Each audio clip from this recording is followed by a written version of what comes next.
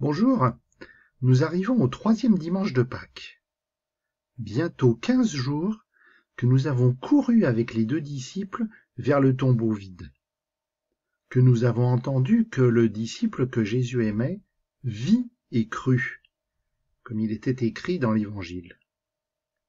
La semaine dernière, nous étions avec les disciples rassemblés, et Jésus qui vient avec eux. Jésus qui dit à Thomas: « Heureux ceux qui croient sans avoir vu ». Ce dimanche, nous poursuivons la découverte de la résurrection de Jésus par les disciples. Cette fois, nous entendrons un passage de l'évangile de Saint Luc. Voilà les références. Tu pourras relire dans ton livre par le Seigneur. Écoutons. En ce temps-là, les disciples qui rentraient d'Emmaüs racontaient aux 11 apôtres et à leurs compagnons ce qui s'était passé sur la route et comment le Seigneur s'était fait reconnaître par eux à la fraction du pain. Ce début de texte fait référence à ce qui précède dans l'évangile de Saint Luc. Tu as peut-être déjà entendu ce passage au caté.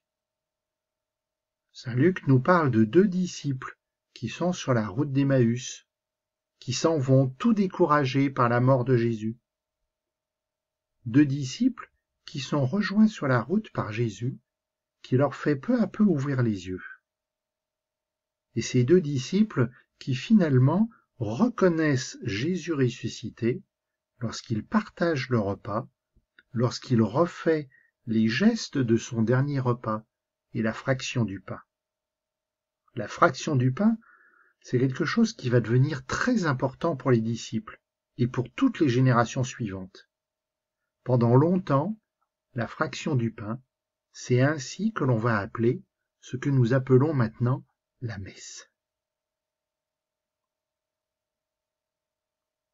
Comme ils en parlaient encore, lui-même fut présent au milieu d'eux et leur dit: « La paix soit avec vous. » Saisis de frayeur et de crainte, ils croyaient voir un esprit. Jésus leur dit: « Pourquoi êtes-vous bouleversés? Et pourquoi ces pensées qui surgissent dans votre cœur? Voyez mes mains et mes pieds, c'est bien moi. Touchez-moi, regardez. Un esprit n'a pas de chair ni d'os, comme vous constatez que j'en ai. » Après cette parole, il leur montra ses mains et ses pieds.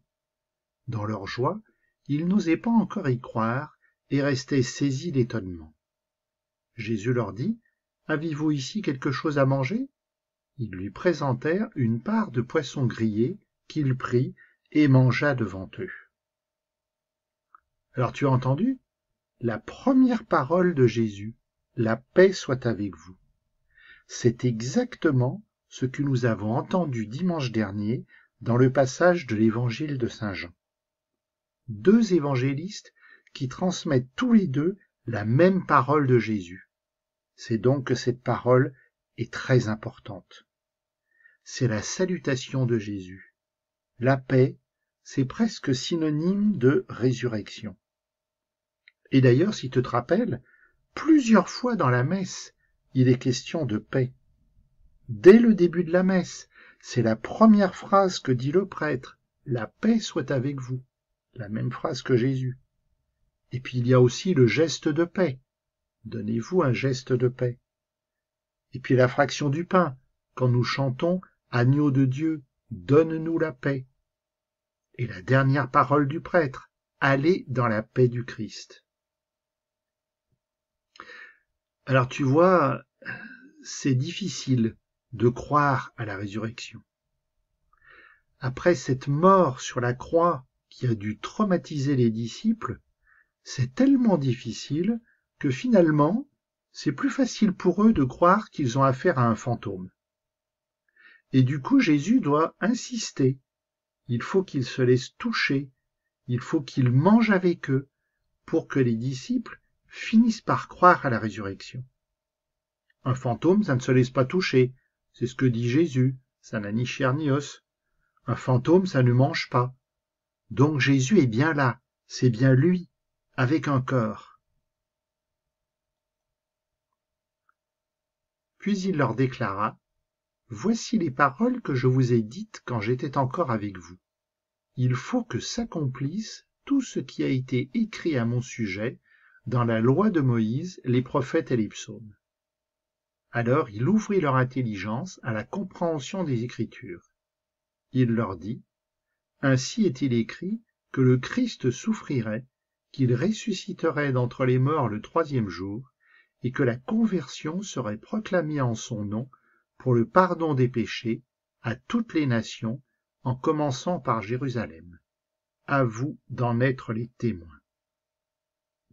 Alors maintenant, il faut revenir sur les Écritures. Jésus rappelle à ses disciples qu'il avait plusieurs fois dit que tout était écrit dans la Bible, enfin plus exactement dans ce que nous appelons l'Ancien Testament. Mais ça suffit pas. Jésus doit expliquer.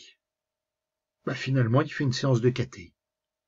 Et c'est d'ailleurs exactement ce qui s'était déjà produit avec les 2 disciples sur la route d'Emmaüs. Saint Luc reprend exactement la même phrase. Ouvrir l'intelligence à la compréhension des Écritures. Et Jésus va résumer, on pourrait dire, le cœur du cœur de ce qui s'est produit. Comme c'était annoncé, il est bien ressuscité. Et cette résurrection, c'est pour le pardon des péchés. Mais un pardon des péchés pour tout le monde, à toutes les nations, c'est-à-dire pour l'humanité entière. Alors c'est bien joli, mais pour le moment, il n'y a qu'un petit groupe de disciples à Jérusalem qui sait, qui reconnaît Jésus ressuscité. Et c'est pour ça que Jésus les envoie en mission, les envoie en témoins. Mais c'est aussi pour cela que Jésus nous envoie, nous aussi, en témoins, aujourd'hui, au XXIe siècle. Allez dans la paix du Christ, nous dit le prêtre à la fin de la messe, c'est-à-dire allez témoigner, allez annoncer la bonne nouvelle de la résurrection. Seigneur, par mon baptême, tu m'as fait entrer dans la grande famille de tes enfants, l'Église. Tu me connais par mon nom, Jacques, et tu m'appelles à être missionnaire. Aide-moi à m'intéresser aux autres, à les aimer et à les rencontrer tels qu'ils sont. Aide-moi à partager mon temps, mon amitié et mon argent avec tous mes frères et sœurs du monde entier. Apprends-moi à te prier chaque jour et à te faire confiance en toutes choses. Regarde et bénis, Seigneur, tous les enfants du monde. Apprends-moi à me mettre au service de mon prochain, que je sois dans la joie, témoin de l'Évangile. Amen.